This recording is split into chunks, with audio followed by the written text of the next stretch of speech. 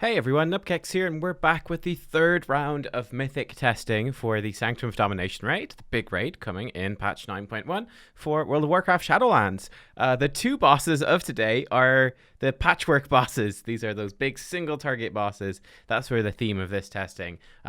Let's dive right in. First up then, we're looking at the Guardian of the First Ones. One thing you'll note for sure during this test, I think, is that tuning for this fight in particular still has a long way to go.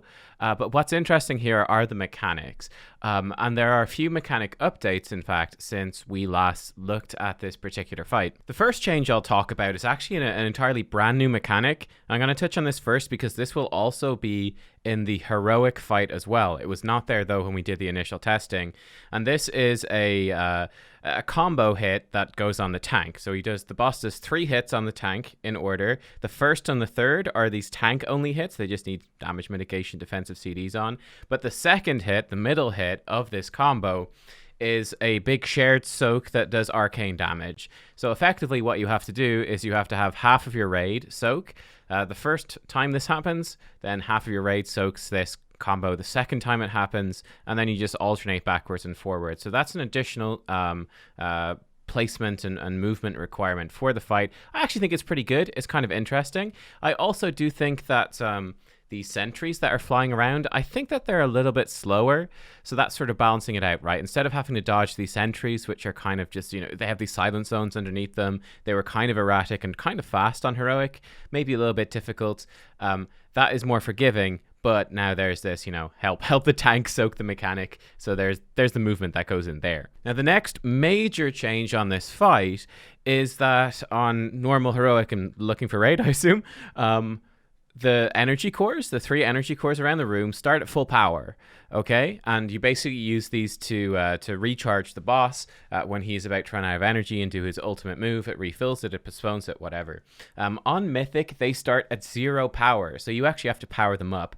The way that you power them up is by dropping the threat elimination, I think it's called, the big circles that target 3 players at a time. When those overlap an energy core, they'll actually recharge 5 energy to it at the moment with its current tuning. So essentially, it really is actually quite simple. Basically, every single time those threat elimination circles go out, all 3 have to hit the energy core that you're going to be going to. If you miss a single one, you are probably screwed, right? Every single one has to hit that energy core, and then obviously those players have to be careful not to hit each other. So it's kind of making a Venn diagram with the center of the Venn diagram, the overlap being that energy core. That's basically the rough idea there. If you guys didn't see the heroic testing of this, basically what the energy cores are used for is when the boss runs out of energy himself, he starts to cast Purging Protocol. What we were doing on Mythic was we'd actually take 1 hit of Purging Protocol. Basically, every time he casts it, he gets a damage boost that makes the next cast hit harder. So we were actually able to tank 1 cast, which would buy us a few extra seconds before needing to go into the energy core. Perhaps you would take 2, perhaps 3 sometimes with some major raid defensives. That is really a big question mark in terms of what the best strat to do this fight is. But anyway, taking at least 1 here and then bring the boss into the energy core. It interrupts the Purging Protocol, and then he starts to suck the energy out of the core to himself, repowers him up, buys you some time. I definitely feel that this was tuned to be quite harsh here on Mythic. We simply didn't get enough threat elimination circles. I feel like the economy of that isn't quite right. You cannot power the cores up quickly enough. There's just not enough energy going out to depower, to recharge the boss and recharge the cores. So the boss just burns through those cores really quickly. He has tons of health. So we didn't even come close to killing this guy. And we would burn through those cores actually really quickly. And there's really nothing you can do. I mean, you have to bring him to a core. Otherwise, he wipes the raid in a matter of seconds with Purging Protocol. And you can, so long as you hit all 3 of your things on the core, there's not much else you can do. I don't know. It might be nice if they had it, for example, if you hit with all 3 of the circles at the same time. That would give an extra burst of energy to the core. He just needs to cast it more frequently, or perhaps he needs to lose energy more slowly, so you have more time to build up charge on the cores. I'm not sure. But I expect that to basically be the fight. And again, I think this is a decent patchwork boss fight. It's really clear, you know, it's like you've got 3 energy cores. You need these to stop him doing his ultimate move. That's your enrage, right? It's a very visible enrage. You're using these cores to stop his enrage effectively 3 times. 4th time, you're not going to be able to stop it, so kill him by then. There's a bit of movement, that sort of thing. Again, I don't think this is an amazing boss. I don't think it's a terrible boss. I think it's a fine, solid boss. Likely, it's going to be quite a hefty DPS and also HPS check. And it is also, which is quite unique for this raid, there's not too many pure single target bosses. This is a purely single target boss. There's no additional adds to cleave. There's no additional nothing, right? It's just how much damage can you do to this boss straight up. Certainly as well with, like I said, with the sort of lack of energy economy that's going on right now, this is a very short fight. I mean, you're looking at maybe something like 4 minutes, maybe, if you played it perfectly. I'm not exactly sure because we never did play it perfectly, but it's short. It's very fast. So you're not going to get many rotations of your CDs. It's going to be nice, quick, blast him down, burn him down. So yeah, essentially your best single target DPS specs and setups is going to be the way that you're going to play this. For healers, definitely damage mitigation is going to be very powerful. I mean, the purification protocol hits damn hard. While you're in the energy core and it's pulsing damage, there's a ton of raid damage going out. And then when the core goes into meltdown, I mean, it one-shots anyone that's near it. And then even if you run away, it still claps you for like, I think about 40,000 damage. Like, it absolutely claps the meltdown, even if you're properly positioned. So damage mitigation for that's going to be good. And then obviously bringing, you know, roars and totems and stuff to make movement easier is going to be fairly helpful as well. The next boss we're going to look at then is the Remnant of Ner'zhul. This is a better patchwork boss. This boss is actually phenomenal. I think this might be taking my place as my favorite boss that we've seen so far. This thing is just...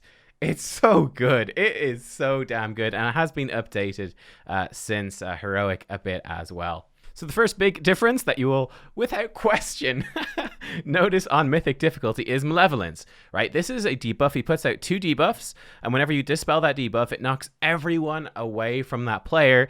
Well, guess what? On Mythic difficulty, it really knocks you, guys. It really knocks you. You get flung super far away. And essentially, the way we found the most sensible way to play it was simply, you know, you one person goes to the edge of the platform, the entire raid is beside them on the inside of the platform to them. You just get knocked across the platform, then the other person with the debuff goes to the other edge, and then you get knocked back the way you came from. So you're sort of bouncing from side to side on the platform, and it's actually quite fun. It's quite cool. I think certainly a lot of the skill with this is going to come with particular timings, right? It's going to be about timing when you do those dispels. The positioning isn't too tricky, but it's making sure that you're not dispelling while there's, you know, there's swirlies on the floor. Also, of course, the Orb of Torment mechanic, if you guys don't know about that, these Orbs of Torment, they're just pulsing raid-wide damage. You have to kill them off. They're also protected by a shield, which the tanks can break with the frontal mechanic. We'll come to that in a second, because the Mythic mechanic on this fight is fucking cool. But yeah, they have to break that. You kill them off. They did seem to fix this so that you couldn't keep patting on the orb at 0 health to become friendly when they're killed, and then you can pick them off, run them to the edge, and kick them off.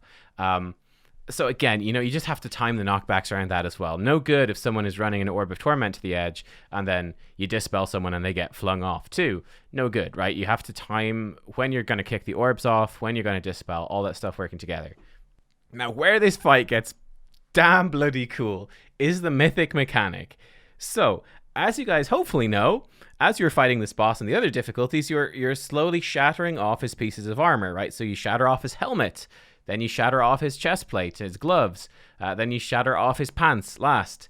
It's kind of a sexy undressing, you know how it is. But what happens on Mythic difficulty is these don't just break, instead they fall off, right? So when you shatter off his helmet stays around, and it starts just floating around the combat space and zipping around the place. Same thing with the chest plate, same thing with the legs. But the fun thing is that these then replicate specific boss mechanics. So the first thing that shatters off is the helmet, and the helmet replicates the tank frontal ability. So this will target the tank as well. This is what shoots this suffering beam at them. This obviously breaks the shields off of the torment orbs. And this also claps players, so other players have to make sure not to be caught in the beams. And it also makes it quite fun for the tanks in terms of positioning, because they can sort of do some quick geometry and go, okay, well, if the boss is here and I'm here and the helmet's here and I've got the torment orbs here, here, and here, if I position myself just particularly right, I can actually get the beam from the boss through these two torment orbs. I can get the beam from the helmet through these two torment orbs, whatever, and I just break them all at once. So there's some pretty fun tank gameplay going on there, and obviously all the other players as well have to watch out for that and be careful. When the chest plate or the gloves, I think, are on the floor, the second piece basically, when the second piece is floating around, this replicates the I can't remember. It's like the fingers of death. It's basically these big giant pizza slices of doom that the boss puts out from the middle of the room. Well, this, again, chest plate that's just floating around randomly is going to target someone random in the raid and shoot a giant a giant pizza slice of doom towards them as well, which becomes quite difficult then to dodge. Again, it's just extra things to consider in terms of your positioning, in terms of your movement, in terms of stuff to avoid, which is awesome. Then the final piece that you break off is going to it's going to duplicate the Malevolence. We never got that far, so I'm not sure if there's going to be 3 dispels or if there's straight up going to be 4 dispels, but that last 30% of the boss is going to be nutty, guys. It's going to be absolutely nutty. On top of that, the swirlies that spawn, obviously, throughout the fight, again, much like Heroic, those get more and more and more intense the more pieces of armor you have shattered. There's just more waves of them. They take up more space. Yeah, this fight is freaking awesome. This is so damn good. It is so good. There's so much movement. There's so much stuff to consider. And just the way the Mythic mechanic is great, and just how the fight ramps up in difficulty, and you just have these armor pieces floating around, replicating mechanics. It's just bloody damn cool, let's be honest. It's just bloody cool. So there you go, guys. Relatively quick video, but I think, relatively straightforward bosses. Like I said, these are the patchwork bosses. These are those sort of mostly single target, just you and the boss in the arena. The mechanics are relatively simple, relatively straightforward, and you're really looking into your DPS, your HPS. And yeah, like I said, Guardian of the first ones, I thought it looks like a decent patchwork boss. There's a bit of coordination in there. The mechanics are relatively light, though. It's nothing too intense, but there are, just damage is going to matter absolutely hugely. It's a pure single target damage fight. It's also one of the later boss fights. I think it's boss fight number 7. So that one is just going to absolutely demand that you bring really good single target damage, that you are very efficient, plan your CDs, use them well, and then likewise for healers. Healers are going to have a lot of stuff to do in that fight as well. It's going to have a lot of intense healing checks, but that's really what it's about. Not too much going on in terms of mechanics. Remnant of Ner'zhul is, again, sort of a patchwork fight. I guess maybe in a sense it might be a little inaccurate to call it a patchwork fight, in the sense that I feel like DPS isn't going to massively matter, but there's just a ton of mechanics here. Again, this is pretty much my favorite fight so far. I think this one is just so damn good. It is so damn good. Lots of stuff going on, but not too much. And yeah, it's just cool. It is just cool. I even said on the Heroic video, it's like, you know what? Bosses with knockbacks, that can be really annoying. This could be really frustrating. But it wasn't, right? With the coordination that you're going to have with the Mythic team, it doesn't seem like it's going to be too annoying. I mean, maybe the final phase is, but initial impressions were that this is really, really good. A really cool fight with difficulty that ramps up in just an awesome way. Just so good. So good. So guys, let me know what you think. What do you think of these bosses? Are you as hyped for Remnant of Ner'zhul as I am? Am I being too praising of it? I don't know. Let me know what you think. And as always, thank you for watching. And I'll see you next time for more WoW stuff, and I guess next week for hopefully the next round of Mythic raid testing as well. I'll see you all then. Bye-bye.